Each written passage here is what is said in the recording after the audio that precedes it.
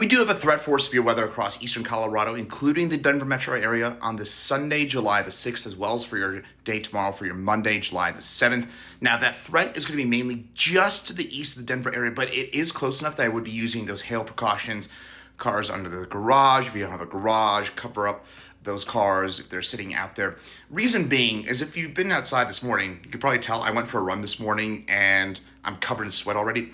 It's pretty humid out there. We have a fair bit of low-level energy. Now, the question is, and remember the atmosphere is a fluid, so there's a bit of an ebb and flow to these sorts of things. How much of that energy is going to stick around for this afternoon? That's the question. We do not have a lot of wind shear, change in wind speed and direction with height, which sustains storms. We do have a lot of low-level energy, though. And so any storms that develop after about 2, 3 o'clock have that potential for some large hail in particular. And there is a bit of a damaging wind threat as well. But this is mainly going to be a large hail threat. So that's why, again, I would have those hail precautions in place.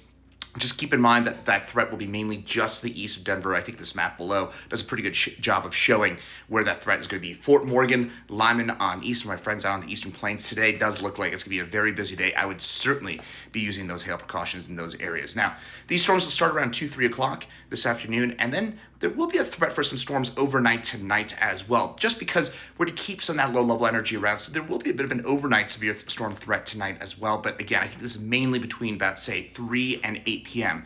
when we'll be dealing with those storms. Tomorrow, similar setup. We've still got some mid-level energy and some low-level energy in place. So we will have a threat for severe weather once again for tomorrow.